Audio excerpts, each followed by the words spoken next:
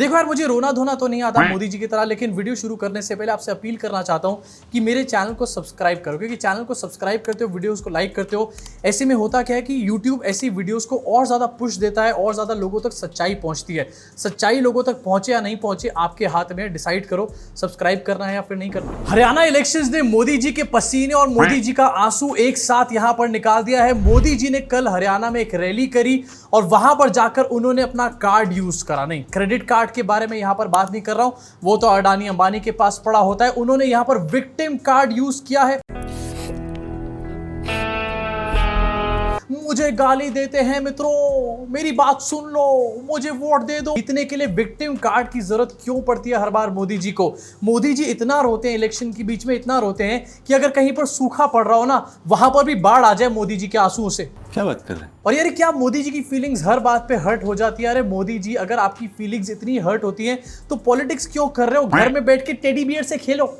मोदी जी के चुनाव के बीच में इतना रोने के बाद अब राजस्थान के लोग चाह रहे हैं कि जल्दी से यहां पर चुनाव हो, जिससे कि मोदी जी रोए और यहां पर थोड़ी सी आंसुओं की बारिश हो। काफी सूखा वहां पर पड़ा हुआ है। अब जहां पर एक तरफ मोदी जी रोना धोना तो कर रहे हैं, वहीं दूसरी तरफ आपको दिखाना चाहता हूं, मोदी जी ने यहां पर पाकिस्तान की एंट्री कर दी है हरियाणा इलेक्शंस के अंदर। सोचो, हरियाणा कहां पर है, पाकिस्तान कहां पर है?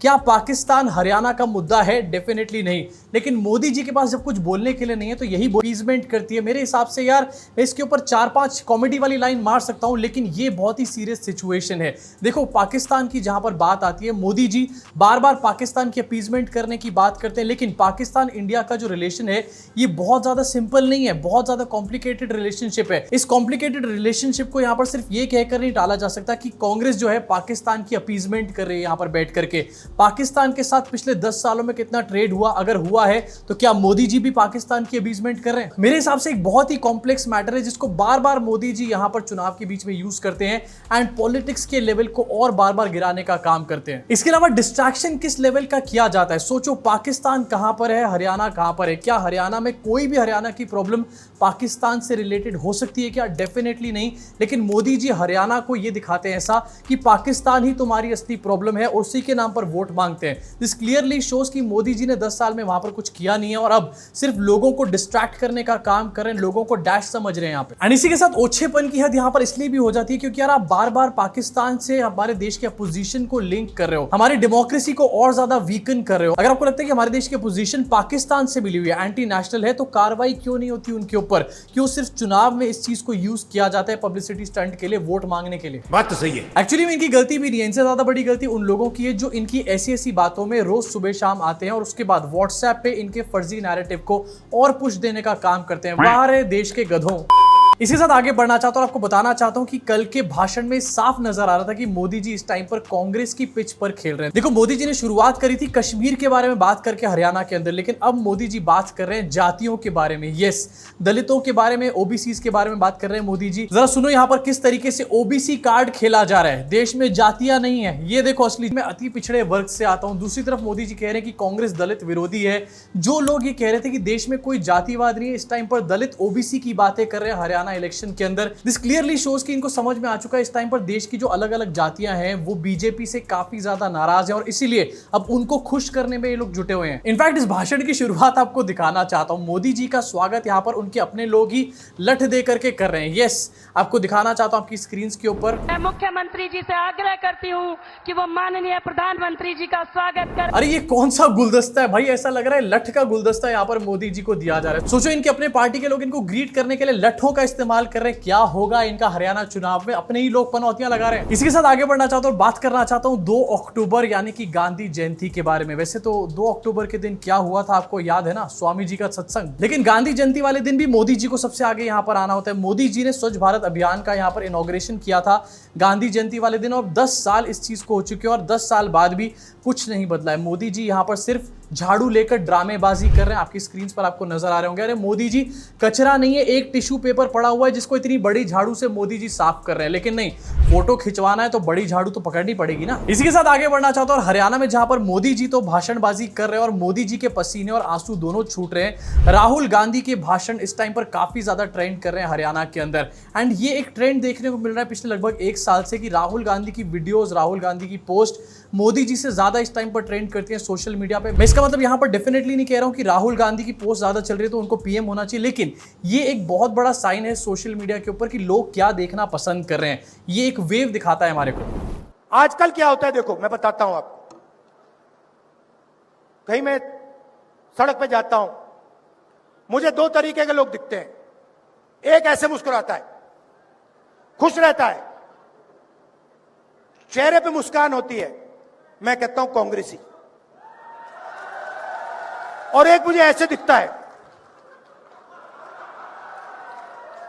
मैं कहता हूं आरएसएस। ये छुपनी बातें, ये कभी कभी आ जाते हैं पार्टी में, बेस बदल के आ जाते हैं। मैं बस देखता हूं इनको, आरएसएस। अच्छा,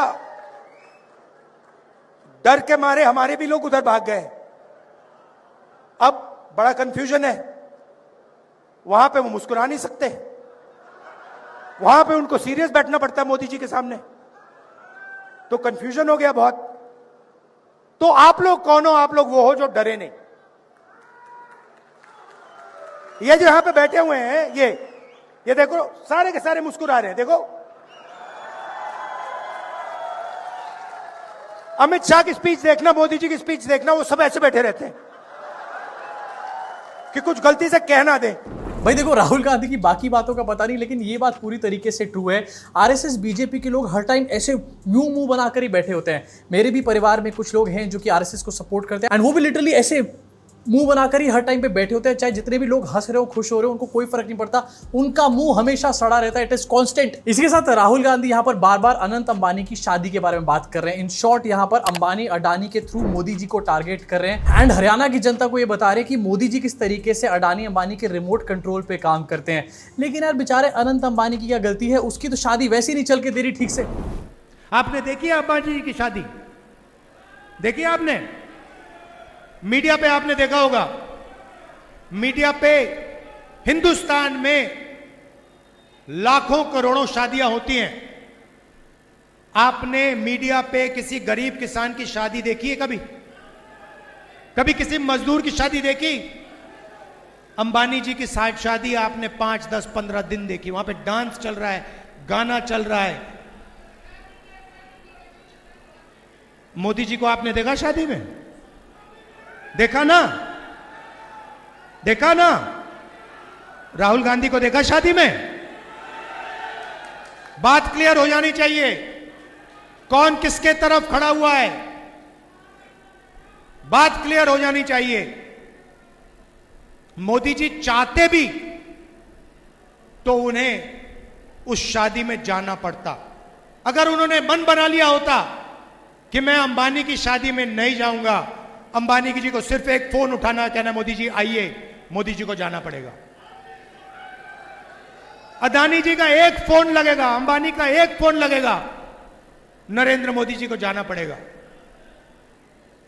मार्केटिंग उनकी वो करते हैं। इतनी मुश्किल से मुकेश अंबानी और नीता अंबानी ने पीआर कैंपेन करके अपने बेटे की शादी कराई, उसकी इमेज को थोड़ा सा चमकाने के लिए, लेकिन राहुल गांधी ने वहां पर भी पूरी तरीके से इमेज का दही करके रख दिया है।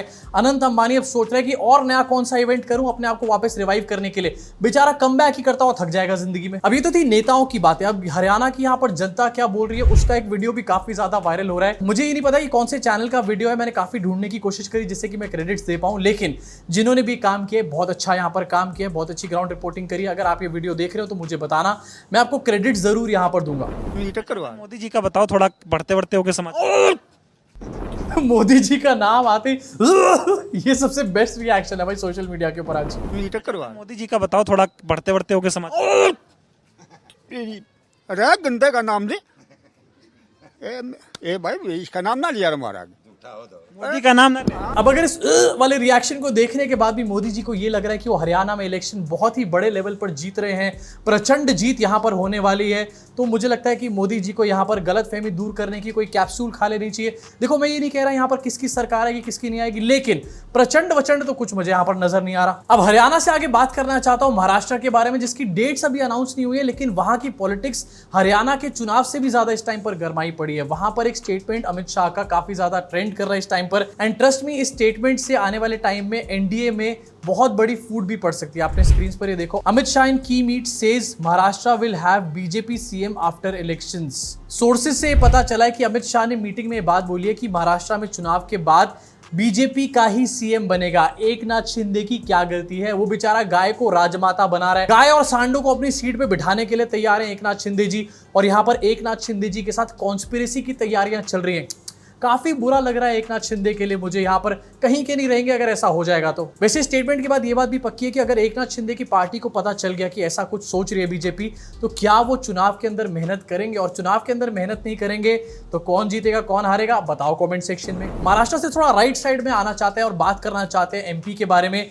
एमपी में एक स्टेटमेंट बीजेपी के एक नेता का काफी इस टाइम पर ट्रेंड कर रहा है। इंदौर के एक बीजेपी के नेता का कहना है कि अगर आपको गरबा के पंडाल में एंट्री करनी है तो काऊ यूरिन को सिप करके एंट्री करनी पड़ेगी। ऐसा इन्होंने इसलिए कहा है क्योंकि अगर काऊ यूरिन को सिप किया जाएगा तो मुसलमान यहाँ पर आ ही नहीं पाएंगे। यार क्या लॉजिक है, कहां से लेकर के आते हैं ऐसा गोबर लॉजिक ये लोग। मतलब गोबर गौमूत्र से आगे नहीं बढ़ पा रहे हैं। यहाँ पर बात हो रही है स्पेस के बारे में, इनकी गोबर के आगे लैंडिंग नहीं होती। अगर ऐसा कोई नॉर्म बना दिया जाता है तो यहाँ पर कितना ज्यादा सिली होगा। पहली बात तो ये कि क्या सारे हिंदू गौमूत्र पीने को तैयार होंगे? क्या सारे मोदी जी के भक्त जो सुबह सुबह व्हाट्सएप मैसेजेस करते हैं, क्या 2 सिप भी गौमूत्र की पी सकते हैं? यहाँ पर डेफिनेटली नहीं पी सकते। दूसरी चीज, अगर किसी को कोई उल्टी सीधी हरकत छेड़खानी करनी होगी तो किसी भी धर्म का चाहे हो, वो गौमूत्र पी के भी वहां पर आ जाएगा। और अगर गौमूत्र पी के वहां पर कोई उल्टी सीधी हरकत करता है तो क्या उसको पनिशमेंट नहीं मिलेगी? आपको दिखाना चाहता हूं आपकी स्क्रीन के ऊपर, ये जो बीजेपी के नेता हैं इंदौर के, इनका नाम ही है चिंटू वर्मा।